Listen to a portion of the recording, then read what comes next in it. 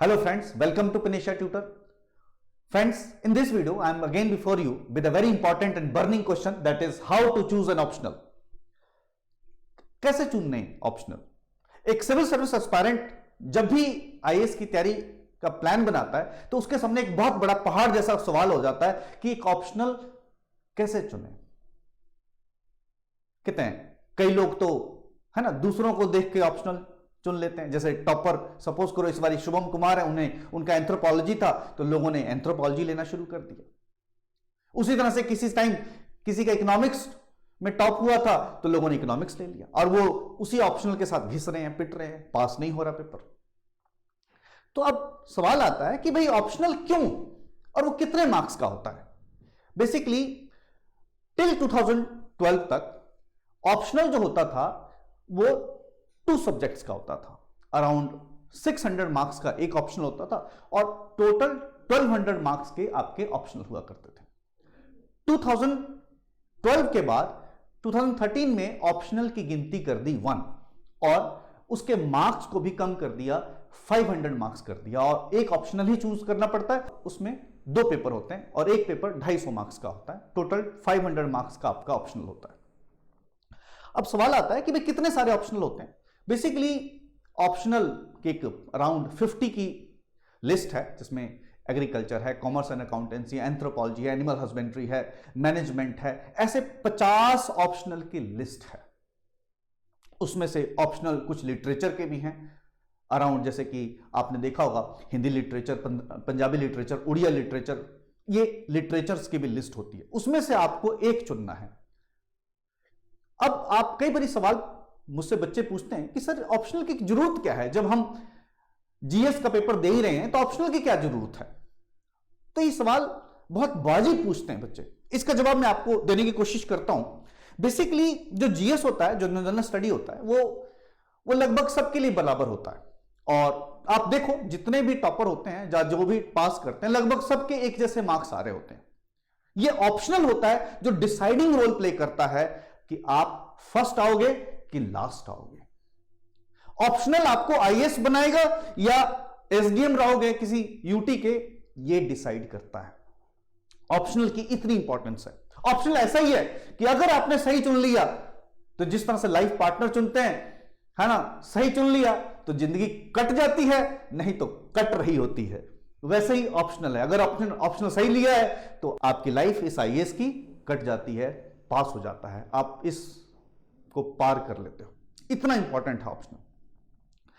अब आगे बढ़ते हैं, जो हमारा मेन मुद्दा है कि ऑप्शनल चूज कैसे करें, क्या ग्राउंड्स हैं ऑप्शनल चूज करने के लिए। आपके सामने कई लोगों ने कई बातें रखते हैं कि भाई आपका ऑप्शनल वो होना चाहिए जिसमें मार्क्स ज्यादा है, स्कोरिंग हो, वो ऑप्शन होना चाहिए जिसका सिलेबस छोटा हो, वो ऑप्शनल होना चाहिए जिसमें करंट अफेयर्स ना हो, क्योंकि बार बार करंट अफेयर्स की तैयारी करनी पड़ती है, अगेन करंट से अपडेट करना पड़ता है और उसका जो आंसर है वो हर साल बदल जाता है। कई लोग कहते हैं कि आपका इंटरेस्ट होना चाहिए, कई लोग कहते हैं कि भी आपका जीएस में सपोर्ट होना चाहिए, कई लोग कहते हैं कि पढ़ाने वाला अच्छा होना चाहिए, मेंटर अवेलेबल होना चाहिए, सुंदर नहीं, पढ़ाने वाला सुंदर नहीं, लेकिन ऑफकोर्स अच्छा पढ़ाता हो वो होना चाहिए। तो बहुत सारे फैक्टर रोल प्ले करते हैं। हम इन सब फैक्टर्स पे बात करेंगे कि आपके ऑप्शनल के फैसले में ये फैक्टर कौन कौन से रोल मेजर प्ले करते हैं। लेकिन उससे पहले मैं आपको बताना चाहता हूं कि मैक्सिमम कैंडिडेट्स ये होते हैं जो टॉपर आए होते हैं, उनका ऑप्शन चुन लेते हैं, जिस ऑप्शन ने बहुत अच्छा परफॉर्म किया होता है उसे चुन लेते हैं, चाहे उनका इंटरेस्ट हो, चाहे उनका मन पढ़ने को ना करता हो, लेकिन वो ऑप्शन चुन लेते हैं। पहले हम बात करते हैं कि ऑप्शनल की परफॉर्मेंस क्या रही। जो लेटेस्ट यूपीएससी की रिपोर्ट आई है, जिसमें यूपीएससी ने 2018 के जो सिविल सर्विस एग्जाम हुआ था उसके एक पूरा एनालिसिस करके बताया है कि किस तरह के बच्चे पास हुए, ग्रेजुएशन से ज्यादा पास हुए, मास्टर्स से ज्यादा पास हुए, इंजीनियरिंग से ज्यादा पास हुए, या किस ऑप्शनल के बच्चे ने कितना पेपर पास किया। यह आपके स्क्रीन पर है। पहला ऑप्शन आप देखो तो एग्रीकल्चर का है और एग्रीकल्चर में अराउंड 102 स्टूडेंट्स अपीयर्ड और आप देखो 2.9% जो है सक्सेस रेट है, यानी कि 102 स्टूडेंट्स ने मेंस लिखा और सिर्फ 3 पास हुए और उसमें जो सक्सेस रेट है 2.9% है। उसी तरह से देखो आप एनिमल हस्बेंड्री है यहां पर, और इसमें 15 स्टूडेंट्स अपीयर मेंस में और 1 जस्ट क्लियर 6.7%। यानी कि आप कहोगे कि भाई जो एग्रीकल्चर एनिमल हस्बेंड्री बड़ा अच्छा है, क्यों? क्योंकि 6.7% रेट है जी। बट आप ये नहीं देख रहे हो कि एक ही पास हुआ है। फिर आप कहोगे कि एंथ्रोपोलॉजी 797 8.2%, 65 पास हुए। और इस बार 2020 का जो टॉपर है शुभम कुमार, इन्होंने भी एंथ्रोपोलॉजी ली थी, इससे पास किया पेपर। कहते हैं मैक्सिमम, क्योंकि जब आप पास हो जाते हो तो आप सेलिब्रिटी बन जाते हो और हर कोई आपको फॉलो करने लग जाता है। जैसे कि आप शाहरुख खान को फॉलो करते हो, उसी तरह से लोग सेलिब्रिटी आपको बना देते हैं। तो क्या एक यूपीएससी एस्पायरेंट दूसरों को देखकर अपने ऑप्शनल डिसाइड करे कि जो उसको सूट करता है, जो उसके लिए बेटर है, उसे देख के ऑप्शनल डिसाइड करे? आगे बढ़ते हैं। आप देखो बॉटनी, अगेन 21 स्टूडेंट्स अपीयर्ड और सक्सेस रेट 4.18% है। केमिस्ट्री कहता है 10.5% है सक्सेस रेट। केमिस्ट्री 114, 12 पास हुए, 10.5% सक्सेस रेट है। सिविल इंजीनियरिंग कहते 115 बैठे, 6 पास हुए, 5.2% सक्सेस रेट है। कॉमर्स एंड अकाउंटेंसी 186, 27 पास हुए, 14.5% सक्सेस रेट है। उसी तरह से आप देख रहे हो इकोनॉमिक्स 200 बैठे, 23 पास हुए, 11.5% सक्सेस रेट है। इलेक्ट्रिकल इंजीनियरिंग 164 बैठे, 17 पास हुए, 10.4% सक्सेस रेट है। उसी तरह से ज्योग्राफी देखो, ज्योग्राफी में इरा सहगल के बाद लोगों ने तो ज्योग्राफी की भरमार उठा ली, बहुत बच्चे ज्योग्राफी में बैठे। कहता 1993 बच्चों ने ज्योग्राफी ली और 101 बच्चे पास हुए, जस्ट 5.1% सक्सेस रेट। कहता ऐसा क्या होता है कि बच्चे एक किसी पर्टिकुलर सब्जेक्ट को फॉलो करने लग जाते हैं? उसका कारण आप देखो तो आप इस बात को नोट कर लेना कि हम 2018 की सिविल सर्विस की बात कर रहे हैं और जो टॉपर था उस साल का, उसने कौन सा टॉपिक अडॉप्ट किया हुआ था। हम इस बात का जिक्र करेंगे, डिस्कस करेंगे अगले स्लाइडों में। कहता आप देखो जियोलॉजी, कहता 41 बैठे थे and 2.4% success rate, just 1 clear. उस तरह से हिस्ट्री देखो, हिस्ट्री ऑप्शन 848 बच्चे स्टूडेंट्स बैठे थे और 6.1% पास हुए। आप लॉ देखो 201 बैठे, 27 पास हुए, 13.4% इसका सक्सेस रेट है। और देखो अब लिटरेचर्स में से आसामी लिटरेचर में कोई पास नहीं हुआ। आप सोचो कि कोई अपीयर ही नहीं हुआ, नहीं, अपीयर हुए 3। बंगाली लिटरेचर में 4 बैठे थे, कोई पास नहीं हुआ। उसी तरह से इंग्लिश लिटरेचर में 21 बैठे थे, 14.3%, जस्ट 3 पास हुए, 14.3% सक्सेस रेट है इसका। गुजराती लैंग्वेज 91 बैठे थे, 6.6% पासिंग रेट है। मलयालम लैंग्वेज आप देखो 85 बैठे थे, 10.6% सक्सेस रेट है। मैथिली लैंग्वेज 41 बैठे थे, 2.4% सक्सेस रेट है। आप मराठी लैंग्वेज 7 बैठे थे, कोई पास नहीं हुआ। उड़िया लैंग्वेज 4 बैठे थे, कोई पास नहीं हुआ। पंजाबी लैंग्वेज 19 बैठे, जस्ट 3, 15.8% सक्सेस रेट है। आप देखो कि सक्सेस रेट के हिसाब से तो बहुत अच्छा रेट है, लेकिन आप देखो अपीयरेंस और पास में फर्क है। उसी तरह से आप देखो संस्कृत लैंग्वेज 54 बैठे और 3.7% सक्सेस रेट है इसका। लिटरेचर सिंधी 2 बैठे, कोई पास नहीं हुआ। तमिल लैंग्वेज 73 बैठे, 8 पास हुए, 11% सक्सेस रेट है। आप तेलुगु लैंग्वेज देखो 57 बैठे, 5.3% सक्सेस रेट है। और उर्दू लैंग्वेज देखो हाईएस्ट सक्सेस रेट है, जस्ट 16 बैठे थे, 3 पास हुए, 18.8% सक्सेस रेट है। कहते हैं मैथमेटिक्स 344 बैठे, 28 पास हुए, 8.1% सक्सेस रेट है। कहते आप इन सक्सेस रेट से आपको क्या जज होता है? इससे आइडिया लगता है कि कितने बच्चों ने अडॉप्ट किया और कितने इसमें से निकल के बाहर आए, क्या सक्सेस रेट है। लेकिन हर पेपर का अपना सक्सेस रेट है। तो क्या यूपीएससी फर्क करता है? क्या यूपीएससी इनके साथ डिस्क्रिमिनेटरी अप्रोच अडॉप्ट करता है? क्या कोई यूपीएससी का फेवरेट सब्जेक्ट है? अब आपके मन में आता होगा कि हां भाई यूपीएससी का फेवरेट सब्जेक्ट होगा तो जाहिर है हर साल टॉपर भी उसी से होना चाहिए, मगर ऐसा नहीं है। मैं आपके सामने एक फैक्ट लेके आता हूं।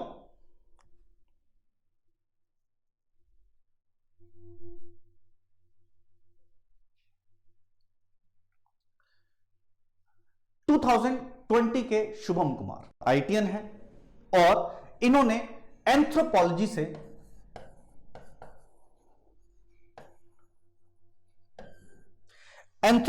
से पेपर पास किया है और इनके एंथ्रोपोलॉजी में जो मार्क्स आए हैं वो इनके एंथ्रोपोलॉजी में जो मार्क्स आए हैं 320 out of 500, very good marks.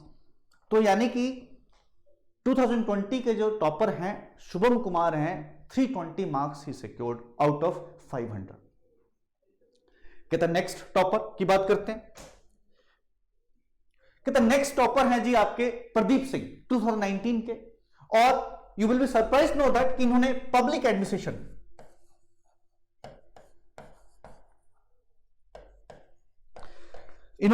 Administration लिया था और कितने मार्क्स होंगे? Around 293 marks he secured out of 500।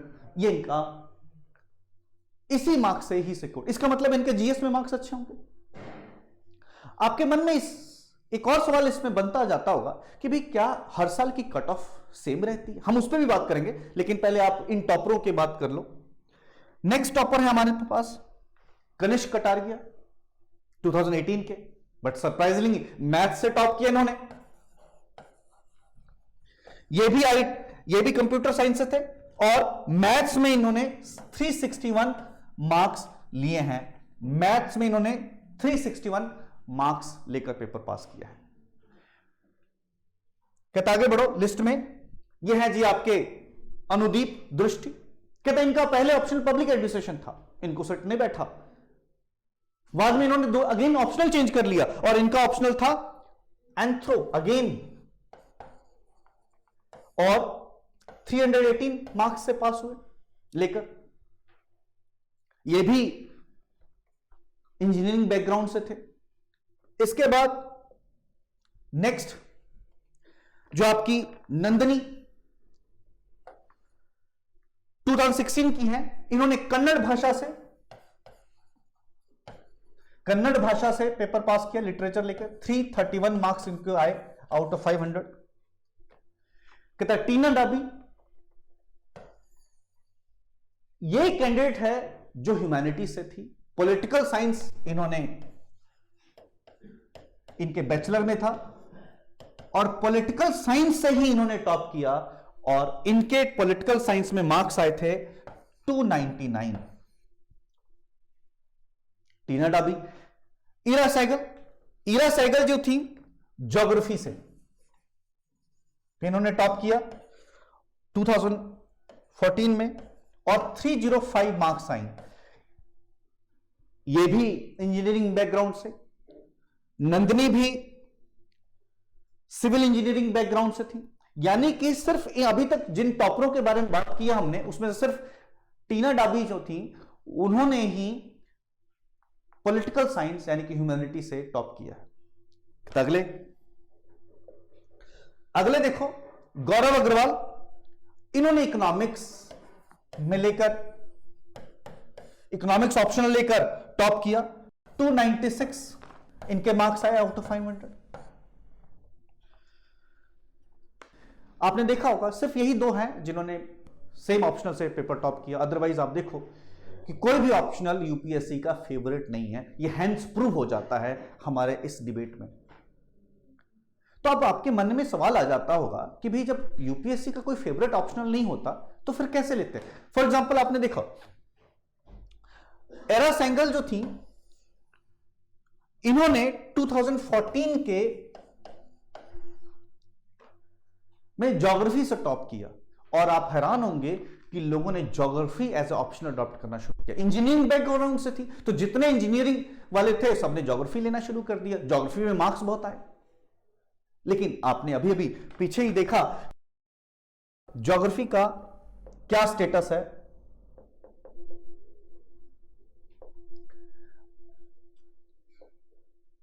आप देखो ज्योग्राफी में आप क्या स्टेटस है, आपने खुद देखा कि 1993 अपीयर हुए, 1993 लोग अपीयर हुए, 101 पास हुए, 5.1% सक्सेस रेट है। इससे जाहिर होता है कि हम इन टॉपरों को देखकर अपना ऑप्शनल चूज तो कर लेते हैं, लेकिन कभी हम ये नहीं सोचते हैं कि क्या हमें ये सूट करता है कि नहीं करता। अब सवाल आ जाता है कि भी हमें ऑप्शनल चूज करते समय क्या सोचना चाहिए। क्या हमें इन्हें देख के चूज करना चाहिए या जो पासिंग परसेंटेज है उसे देख के चूज करना चाहिए, या जो आपको पसंद आ रहा हो उसको देख के चूज करना चाहिए, या आपके इंटरेस्ट, मेंटर, स्कोर, सिलेबस, इन फैक्टरों को देख के ऑप्शनल चूज करना चाहिए। अब हम बात करते हैं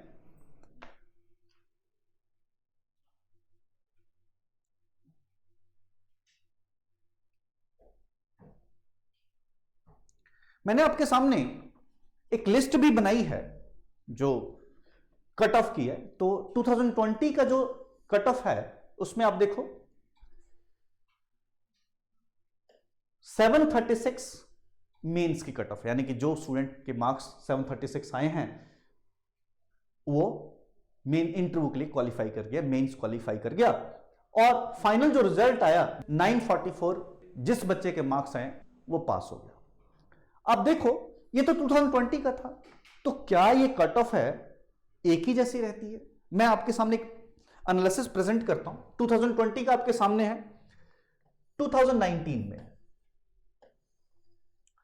2019 का देखो तो सिविल सर्विस मेंस और फाइनल लिस्ट, सिविल सर्विसेज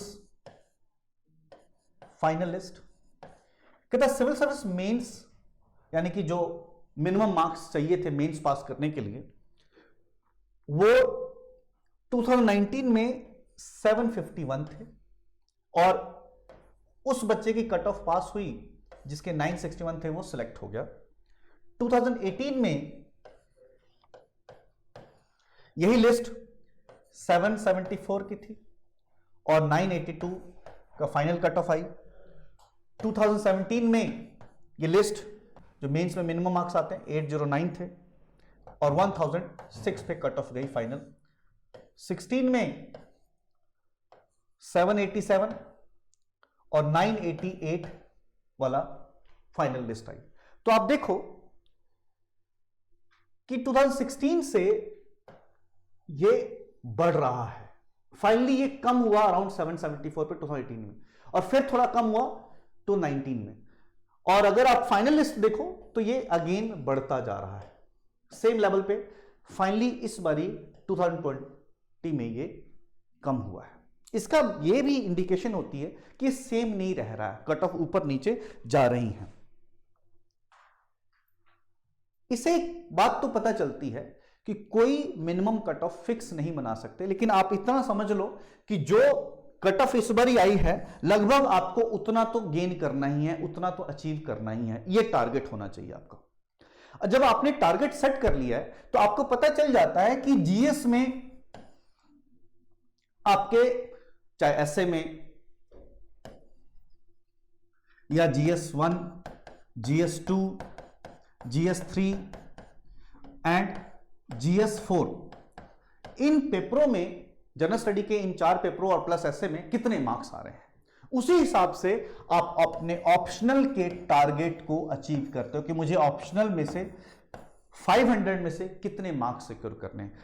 अगर आप पूछे मुझसे कि भी ऑप्शनल में से कितने मिनिमम होने चाहिए, तो अगर आपके 280 से अबव आ रहे हैं तो बढ़िया है, लेकिन ऑफ कोर्स आपको थोड़ा सा जीएस में मार्क्स बढ़ाने पड़ेंगे। जीएस में आपके सभी में मार्क्स अराउंड 100 के करीब आएंगे तभी बात बनेगी। सपोज करो आप एसए में ले आते हो, एसए में हाईएस्ट 175 आ चुके हैं 250 में से, लेकिन हम एवरेज बात कर लेते हैं 140 अगर आप ऐसे में से ले आते हो और आप 100 GS1 के,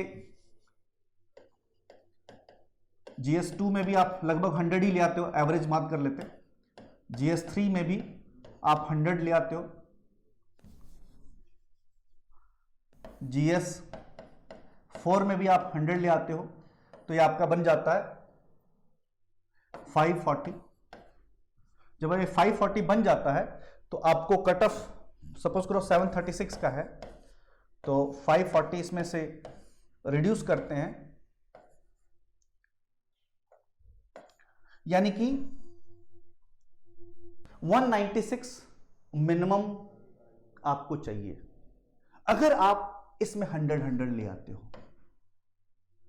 इसको क्रॉस करने के लिए। लेकिन हम 196 पे क्यों एक्सपेक्ट करें, क्यों ना हम 280 को टारगेट लेके चले, ताकि अगर हमारा जीएस कहीं डिविंडल होता है, क्योंकि जनरल स्टडी है, कोई गारंटी नहीं है। ऑप्शनल की तो आपको गारंटी है कि सारे क्वेश्चन आपको आते हैं और आप अटेम्प्ट भी कर लोगे, लेकिन जीएस की कोई गारंटी नहीं बनती, मगर ऑप्शनल की बन जाती है, क्योंकि लगभग आपने सही से तैयारी की होती है तो सारे क्वेश्चन कवर हो जाते हैं। जनरली लोग ऑप्शनल में 250 से 300 क्वेश्चन तैयार करते हैं और वो हो जाता है तैयार। इससे ज्यादा क्वेश्चन ऑप्शनल में नहीं बन पाते हैं। थोड़ा सा करंट ओरिएंटेड ऑप्शन है तो थोड़ा सा और आपको हर साल अपडेट करना पड़ता है। यानी कि अगर आप 280 प्लस टारगेट कर रहे हो, या आपको अंदाजा है कि मैं तो जीएस में बहुत अच्छा हूं, जीएस में इतने ले जाऊंगा, तो उसी हिसाब से आप अपने ऑप्शनल के मार्क्स सेट कर लो और फिर ऑप्शनल चूज कर लो। लेकिन कौन सा ऑप्शनल?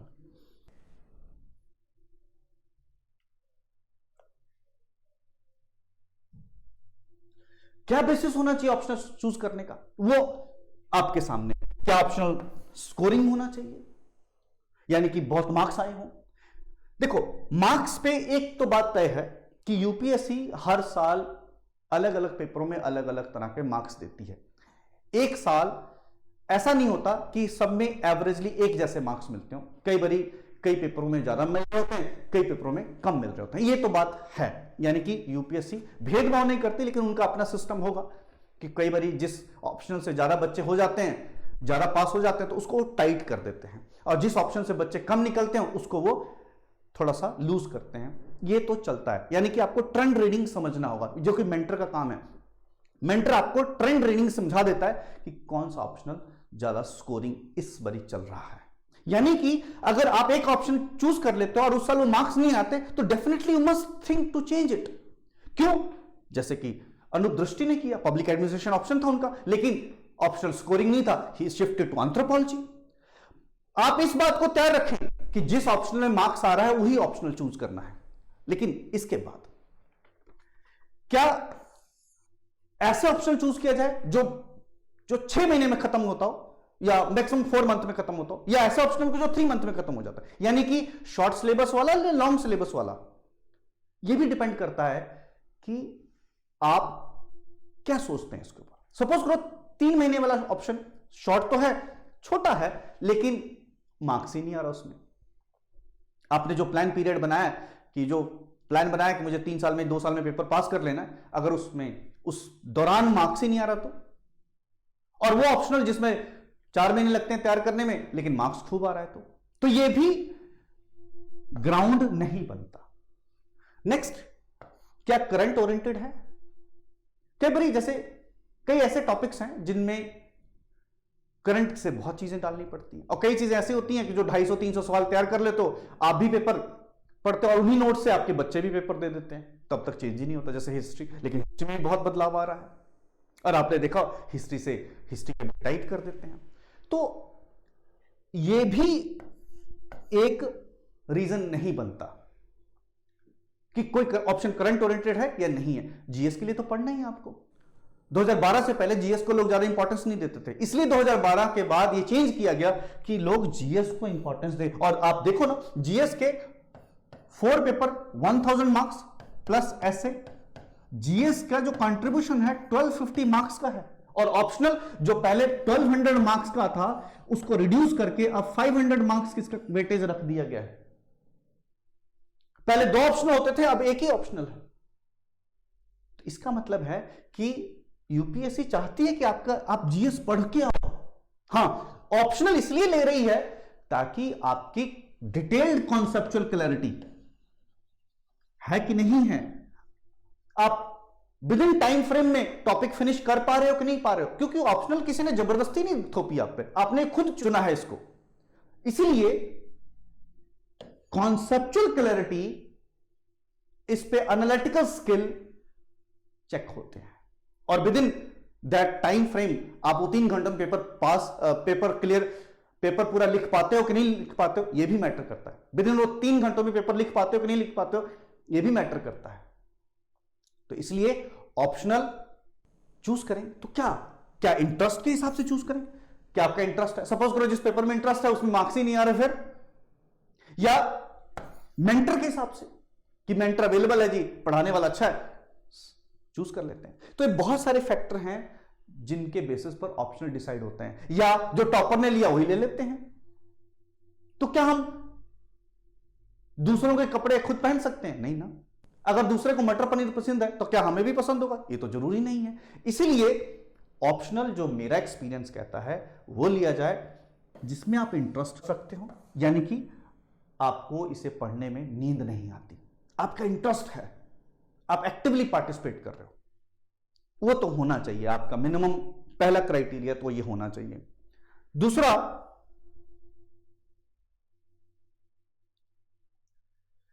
मेंटर कहता गाइड करने वाला भी कोई ना होना चाहिए आप, क्योंकि ये कंपटीशन है। More than 10 lakh students fill the form, more than 3 lakh appears, 12 to 15,000 में मेंस बैठ रहे होते हैं। They are hard competition, there is a hard competition, और आपको मेंटर वो होना चाहिए जो गाइड कर सके, जो आपको 200 से 250 क्वेश्चन बता सके कि देखो ये 200-250 क्वेश्चन है, तैयार कर लो, उत्तर तैयार कर लो, पास है ऑप्शन। इसलिए मेंटर की जरूरत है आपको। कहता है मैं एक और बात कहता हूं कि ऑप्शनल, अगर आप एवरेज स्टूडेंट हैं, मतलब आप आईटीएस नहीं है, टॉपर नहीं है, तो आप टॉपरों को मत फॉलो करो। आप एवरेज स्टूडेंट्स हैं, बस यूनिवर्सिटी ग्रेजुएट हैं, चाहे ह्यूमैनिटीज से हो, चाहे इंजीनियरिंग से हो, चाहे कॉमर्स से, किसी भी ग्रुप से हो, कोई फर्क नहीं पड़ता, लेकिन आप टॉप 100 के जो स्कूलों में से नहीं आते हैं, तो आप एवरेज ऑप्शन यूज कीजिए जिन पे आपका इंटरेस्ट है, जिसपे मेंटर अवेलेबल है, प्लस आपको वो ऑप्शन चूज करना चाहिए जिसमें जीएस का सपोर्ट हो। आपने देखा होगा कि जितने टॉपर आए सिर्फ टीना डाबी ने ही वो ऑप्शनल चूज किया जो उन्होंने ग्रेजुएशन में पढ़ा था, बाकी सभी ने इंजीनियरिंग की थी और सभी ने अपने इंजीनियरिंग का कोई ऑप्शन नहीं लिया था, बल्कि उन्होंने वो ऑप्शन लिए जो ह्यूमैनिटीज के थे। तो ह्यूमैनिटीज के ऑप्शन को ज्यादा प्राइमेसी दी जा रही है, मगर जीएस में सपोर्ट होना चाहिए, इंटरेस्ट होना चाहिए, और आपका मेंटर अवेलेबल होना चाहिए। ये आपको अच्छे से गाइड कर सकते हैं कि आपको कौन सा ऑप्शनल लेना है। ध्यान रखना, मैंने जैसे शुरू में कहा था, ऑप्शनल लाइफ पार्टनर की तरह है, बढ़िया मिल जाएगी तो जिंदगी बना देगी, जब बना देगा नहीं फिर घिस रहे हो, फिर तो दिखाने के काम में ही रह जाएगा। फ्रेंड्स, ये वीडियो कैसा लगा आप लाइक करें, शेयर करें, कमेंट भी कर सकते हैं। आपको ऐसी वीडियो मिलती रहे इसलिए बेल आइकन को प्रेस भी कर सकते हैं, प्लस आप हमें कांटेक्ट भी कर सकते हैं हमारे जीमेल पर, मेल पर, व्हाट्सएप पर, और टेलीफोन भी कर सकते हैं। Thank you friends.